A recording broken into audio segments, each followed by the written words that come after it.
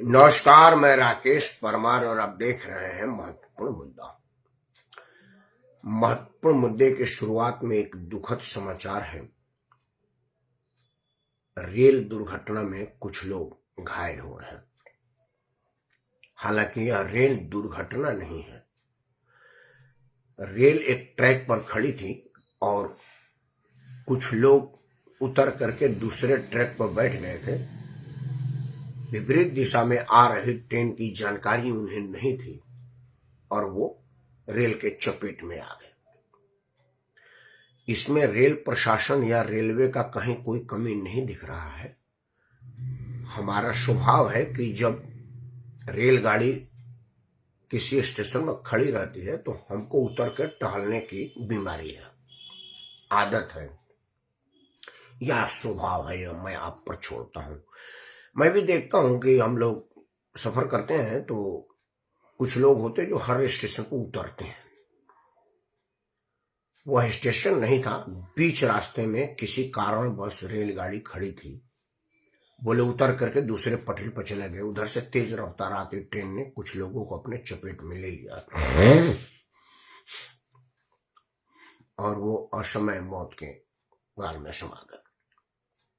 मृतक आत्माओं के शांति के लिए ईश्वर से प्रार्थना करते हैं कि वो उन्हें अपने श्रीचरणों में स्थान दे और वो परिवार को इस अपार दुख सहने की क्षमता दे जो उन लोगों के लापरवाही से परिवारजनों को मिला है। बाकी आप सबसे हाथ जोड़ के प्रार्थना करते हैं कि अगर आप रेल में सफर करें या यातायात के किसी भी साधन से साधन का इस्तेमाल करें तो लापरवाही बिल्कुल ना करें, क्योंकि आप तो चले जाएंगे, दर्द आपके परिवार को पीछे भुगतना पड़ेगा। अब परिवार भुगतेगा, जो गए वो तो चले गए, उन्हें तो पता भी नहीं चलेगा कि परिवार किस कदर परेशान हो रहा है और आगे ईश्वर जाने। खैर, उन सभी के प्रति मैं हार्दिक संवेदना और दुख व्यक्त करने के बाद आज के असली मुद्दे पर आता हूं।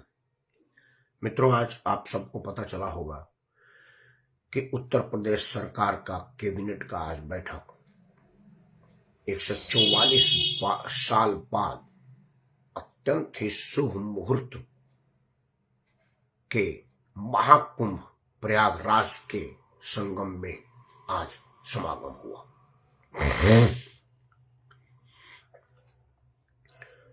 आज कई चीजें हुई। कुछ चीजें जिसकी चर्चा मैं करना चाहूंगा। देखिए, महत्वपूर्ण यह नहीं कि 1 दर्जन से भी ज्यादा विधेयक को पास किया गया। यह भी महत्वपूर्ण नहीं है कि प्रयागराज, तीर्थराज प्रयागराज को कई नदियों से जोड़ने के लिए सड़क मार्ग का व्यवस्था किया गया। इलाहाबाद एक्सप्रेसवे को पूर्वांचल एक्सप्रेसवे से जोड़ा जाएगा, गंगा को जमुना से जोड़ा जाएगा। गृह मंत्रालय के भी कुछ विधेयक पास हुई, स्वास्थ्य मंत्रालय के भी। मैं उस विधेयकों पर जा ही नहीं रहा हूं, क्योंकि वो हम मेरे लिए महत्वपूर्ण नहीं है, क्योंकि वो लखनऊ से भी हो सकते थे, तो वो इंपॉर्टेंट नहीं है। जो सरकारें आती हैं अपने समय में अपने अपने हिसाब के विधेयक बनाती हैं, उस पर वाद विवाद होता है और वो होगा। महत्वपूर्ण है कि बैठक कहां हुआ। धरती पर पावन पवित्र स्थल तीर्थराज प्रयाग में हुआ है। तीर्थराज में 3 नदियों का संगम है, त्रिवेणी बोलते हैं उसको। राजनीति में भी आज 3 ध्रुवों का संगम हुआ है वहां। यह किसी को पता नहीं चला होगा, वो मैं आज आपको बता रहा हूं। मित्रों, आपको पता है कि उत्तर प्रदेश की सरकार में 3 ध्रुव काम करता है। एक ध्रुव पूज्य योगी आदित्यनाथ जी का अपना है, उनका औरा है, उनके औरे के सामने तो आजकल किसी का नहीं है। लेकिन फिर भी कुछ लोग जो है वो अपना औरा बनाना, उसमें चलाना चाहते हैं। एक ध्रुव दोनों उप मुख्यमंत्रियों का है, वो अपने आप को एक अलग ध्रुव मानते हैं, और एक ध्रुव अदृश्य है। कुछ अदृश्य शक्तियां भी हैं जो उत्तर प्रदेश में काम करती हैं। आज त्रिवेणी के पावन पवित्र संगम में इन तीनों ध्रुवों का संगम और समागम हुआ। वह बहुत हर्षित करने वाला था और वही सबसे बड़ा विषय भी था। आज जिस खुले मन से केशव प्रसाद मौर्य ने कहा कि आज इस बैठक के लिए मैं पूज्य योगी आदित्यनाथ जी का बहुत बहुत हार्दिक स्वागत करता हूं, धन्यवाद देता हूं। यह अपने आप में अत्यंत ही हर्षित करने वाला विषय था, क्योंकि बहुत कम टाइम पर मौर्य जी योगी आदित्यनाथ का नाम लेते हैं। नहीं तो उनको काम के लिए, उत्तर प्रदेश में अगर कोई काम होता है तो वो उसके लिए प्रधानमंत्री का आभार व्यक्त करते हैं, मुख्यमंत्री का आभार व्यक्त करते हुए बहुत कम देखा गया है। हालांकि अब वो परिस्थिति को समझ चुके हैं और अपने आप को जान चुके हैं, अपनी क्षमताओं को पहचान चुके हैं, और यह उत्तर प्रदेश और उनके दोनों के लिए शुभ है। उत्तर प्रदेश के लिए तो कम शुभ है, मौर्य जी के लिए ज्यादा शुभ है वो जितनी जल्दी अपनी क्षमता पहचान ले, क्योंकि कोई भी आदमी अगर अपने क्षमता को पहचान लेता है तो बेहतर काम करता है। नहीं तो आप क्षमता को जानेंगे नहीं और अनाप शनाप चीजों में हाथ लगाएंगे तो वो आपके लिए नुकसान करेगा, और जिस काम को हाथ में लेंगे उसका भी सत्यानाश करेंगे। भोजपुरी में कहता ना, अनाड़ी का खेलना खेल का सत्यानाश, तो वही हाल है। एनीवे मित्रों, अब सवाल होगा राजनीतिक कि भाई संगम में ही क्यों, महातीर्थ महाकुंभ जैसे पवित्र जगह पर ही क्यों, लखनऊ में क्यों नहीं, नोएडा गाजियाबाद और जगह क्यों नहीं।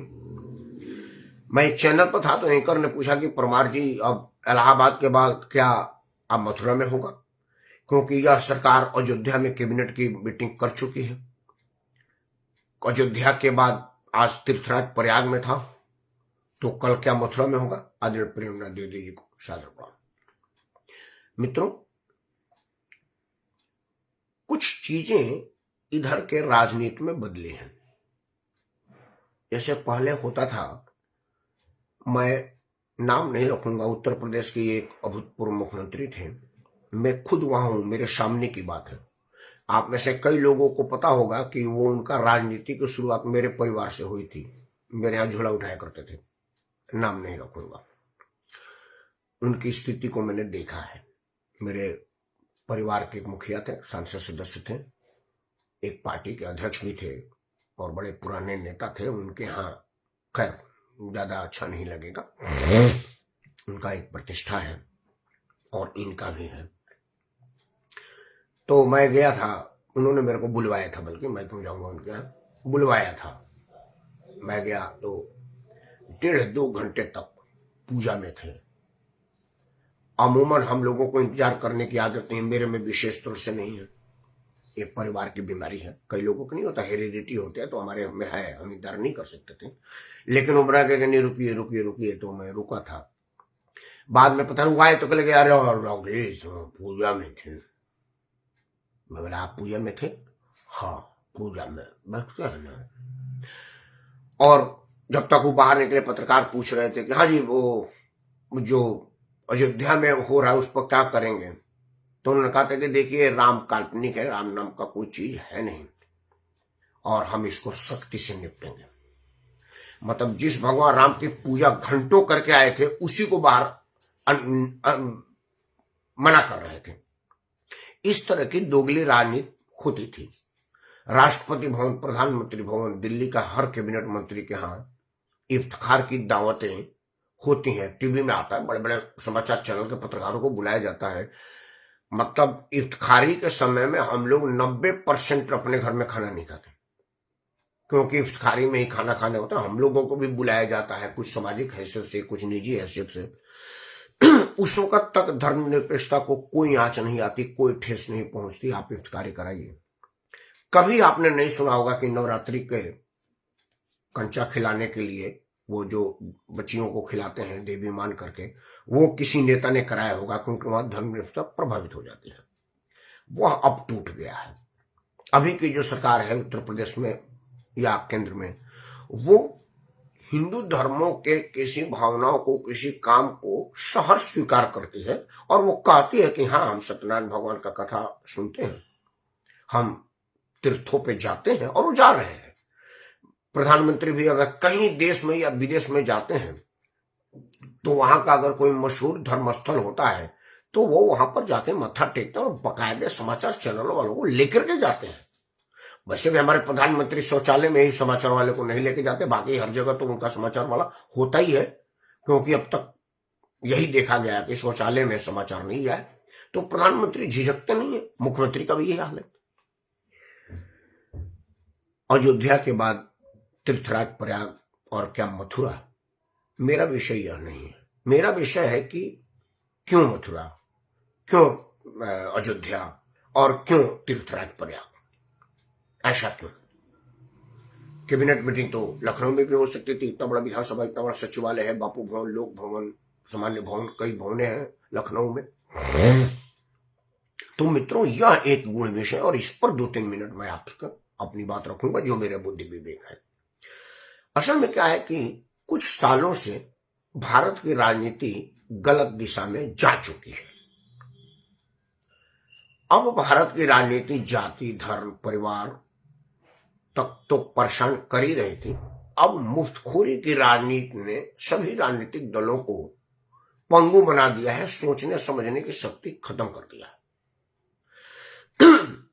उसी के मजबूरी में दिल्ली चुनाव में देश दुनिया में सर्वाधिक लोकप्रिय जनक नरेंद्र मोदी, जिन्हें राष्ट्र प्रथम के अलावा कुछ नहीं सूझता, भी सांप का काटे का इलाज जहर से ही होता है को मन महसूस करके दिल्ली में पेमेंट किया कि तुम भी फ्री दोगे तो मैं भी फ्री दूंगा। हालांकि मैं अपने कल के वीडियो में इसका विरोध किया था, क्योंकि मैं नरेंद्र मोदी के हर निर्णय का समर्थन करने का बीड़ा नहीं उठा रखा है। अगर कोई विरोध करने लायक बात होगी तो विरोध करते हैं। जो कल का मेरा वीडियो था वो इस बात का था कि बजट घाटे में है और आप फ्री में देंगे तो पैसा आएगा कहां से और देश चलेगा कैसे। लेकिन नरेंद्र मोदी ने उसी पद्धति को अपनाया जिसमें कहा गया कि अगर आपको सांप काटे तो उसका इलाज सांप का जहर ही होता है।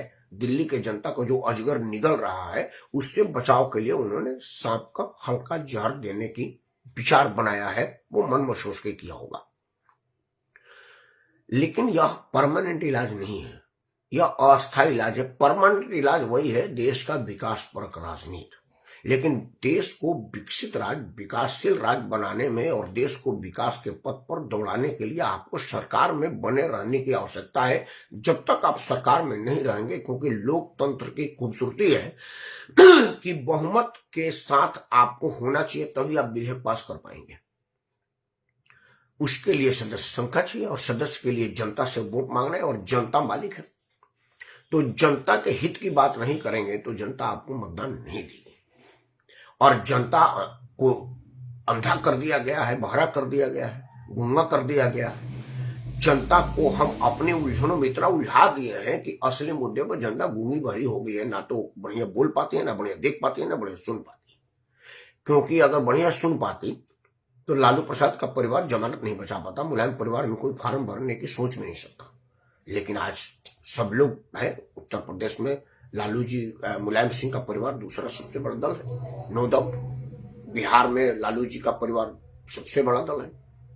अभी जो वर्तमान सरकार नीतीश कुमार की और भारतीय जनता पार्टी की साझे में चल रही है उसमें सबसे बड़ा दल लालू परिवार है। तो अब उसका काट क्या होगा? काट होगा कि उन लोगों को अपने पाले में लाया जाए। तो कैसे लाया जाए?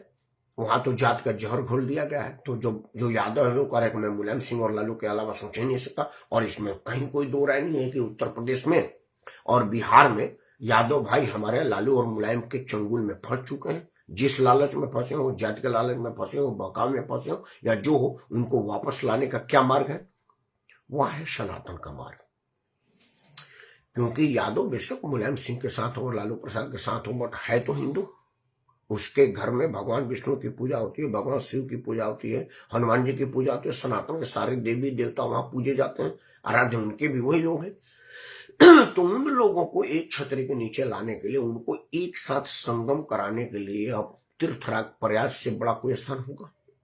क्योंकि जब वहां की वीडियो विजुअल आएगी कि प्रयाग में बैठक हुआ मंत्रिमंडल का, दर्जनों बिल पास हुआ, और सेम टाइम में ये दिखाया जाएगा कि प्रयाग में करोड़ों लोगों ने आस्था के उस पावन पवित्र त्रिवेणी में डुबकी लगाया जहां किसी की जात नहीं पूछी गई। मैं अपना 2 वीडियो इस पर बना चुका हूं कि बिना जात पूछे लोगों ने एक साथ डुबकी लगाई। किसी ने नहीं किसी से पूछा कि कौन जात हो भाई, उनको इससे मतलब ही नहीं है। उनको पावन पवित्र संगम में डुबकी लगाना है। तो जब डुबकी लगाने के बाद वो सारा गिला शिकवा भुला करके एक सनातनी होकर के निखर के निकलेंगे, तो वो राष्ट्र हित की भावना से वोट देंगे, जो मोदी और योगी की इच्छा है और मोदी योगी चाहते हैं। तो वह संगम से बड़ा कोई स्थान नहीं हो सकता जहां सभी लोगों का संगम हो रहा है, किसी की जाति नहीं पूछी जा रही है, वहां जात का कोई मतलब ही नहीं बनता। वहां एक से एक मठाधीश आए हैं जो दलित वर्ग से हैं, यादव वर्ग से हैं, कुर्मी कोयरी वर्ग से हैं। वो कोई जरूरी नहीं है कि वो जो मठाधीश है वो ब्राह्मण ही होगा। भ्रम फैलाया गया है कि मठाधीश होगा तो ब्राह्मण होगा, पुजारी होगा तो ब्राह्मण होगा। दक्षिण भारत के बहुत से मंदिरों के मठाधीश दलित हैं। ब्राह्मण का आधिपत्य वहां खत्म है, या ब्राह्मणों ने उसको खत्म माना है। उन्होंने कहा है कि अगर जो विद्वान होगा वो आएगा और उसका हम स्वीकार करेंगे, पूजा करेंगे। वहां सब जब दलित भाई वहां देखेगा, यादव भाई देखेगा, पिछड़ी औरतें पिछड़े भाई लोग देखेंगे, तो वो एक साथ आने का प्रयास करेंगे। और वो जब एक साथ आएंगे तो ये जो जाति के नाम पर राजनीतिक शुरू हुई है, जो दुकान प्राइवेट लिमिटेड की खुल रही है और अपना ही फायदा और किसी का फायदा नहीं का विचार हो रहा है, उससे निजात मिलेगा। और लोगों को लगेगा सोचने, क्योंकि जब वो संगम में स्नान करेंगे और स्नान करके निकलेंगे तो कहेंगे कि भाई मैं यादव हूं और मुलायम परिवार का क्यों साथ दे रहा हूं, जबकि मुलायम परिवार किसी यादव का साथ नहीं दिया। क्योंकि जब टिकट देने की बात आती है तो वो अपने परिवार और रिश्तेदार के आगे सोच ही नहीं सकते, और वो देखेंगे कि भाई कौन सा यादव और हुआ है जो मुख्यमंत्री का दावेदार है। मुलायम सिंह के बाद अखिलेश यादव, अखिलेश के आगे किसी को विचार ही नहीं हुआ। और अखिलेश के सीट पर अगर टिकट देने की बात है तो डिंपल यादव। अगर वो डिंपल और अखिलेश का बच्चा तो अभी चौथी क्लास में है, अगर वो 18+ हो गया होगा तो उसकी टिकट की बात होती, और होगी तब जाकर के यादव समझेगा। और समझेगा कब? जब संगम के पावन पवित्र नदी में स्नान कर लेगा। यही प्रयास हो रहा है, इसीलिए संगम में कैबिनेट बैठी है। बिल पास करने के लिए संगम की जरूरत नहीं थी। वही प्रयास अयोध्या में हुआ था। अयोध्या में भी प्रयास ये हुआ था कि आप 500 साल की गुलामी के बाद भगवान राम अपने घर में विराजे थे, जो उनका अपना जन्मस्थल था। वहां कैबिनेट बैठक से लोगों को ये बताया गया, बताने में कामयाब हुई योगी सरकार, कि इस देश में ही संभव है और हिंदू धर्म में संभव है कि भगवान राम मर्यादा पुरुषोत्तम हिंदू के आराध्य देव को अपने जन्मस्थल पर आने में 500 साल कानून का सहारा लेना पड़ा, कानून के पेंडुलम में इधर उधर डोलना पड़ा। और लोग उस बात को समझे और जातीय बंधन टूटा। मित्रों, नरेंद्र मोदी जब 2014 में प्रधानमंत्री बने थे तो जाति, धर्म, क्षेत्र, संप्रदाय सब टूट गया था, टूट करके बहुमत आया था। योगी आदित्यनाथ के खाते में भी यह बहुमत उसी हिसाब का था। उनको भी मुस्लिम बहुल इलाके में वोट मिला, क्योंकि उन लोगों ने भी समझा कि यार फायदा कहाँ है, फायदे में रहोगे तो फायदे में रहोगे कि विचार उनको भी पता चला। क्योंकि जहां बदनामी की जा रही है कि जाति विशेष का छोड़ करके इनकाउंटर होता है, तो इनकाउंटर की लिस्ट सरकार ने जारी कर देगी, देख लीजिए कितने कौन से जाति के लोग हैं। तो जिस विशेष जाति के नाम करते थे उसकी संख्या ज्यादा है इनकाउंटर में, लेकिन उनको गिने चुने लोगों का नाम रखना पड़ता है। एनीवे, संगम में सरकार के बैठक और विधेयक पास करने के आज के निर्णय का मैं भूरी भूरी प्रशंसा करता हूं।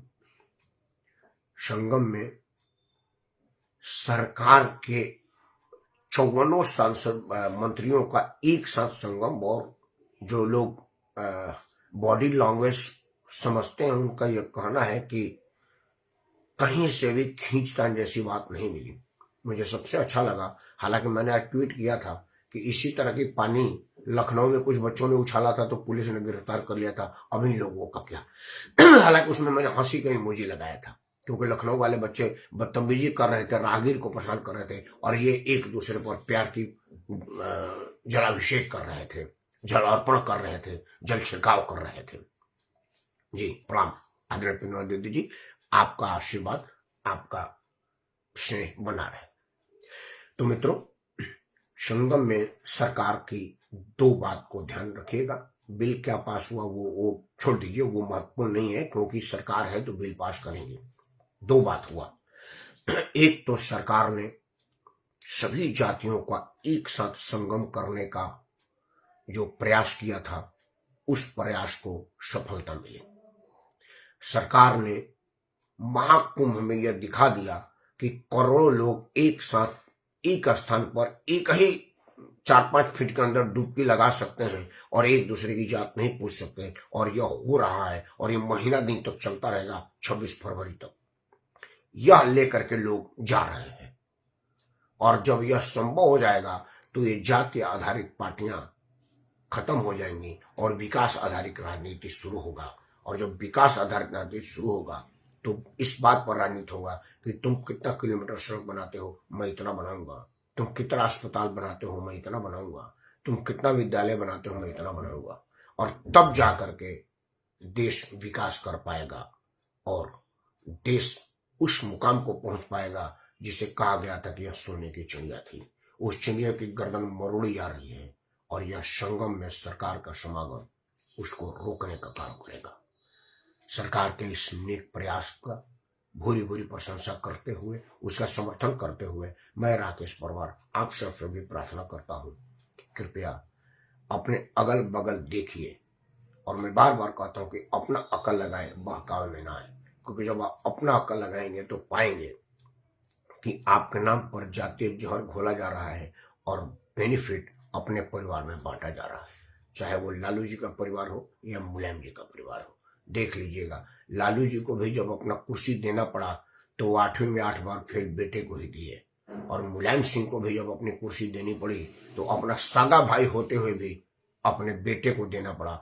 वहां अपने भाई को भी अगर कोई नहीं दे रहा है तो आपको क्या देगा, यही विचार करिएगा। योगी आदित्यनाथ के संगम में सरकार के निर्णय की प्रशंसा करते हुए मैं राकेश परमार आप सबसे भी प्रार्थना करता हूं कि जाति तोड़िए, समाज जोड़िए और राष्ट्र हित में राष्ट्रवाद के साथ जुड़िए। जय हिंद, जय सनातन धर्म और जय भारत महान।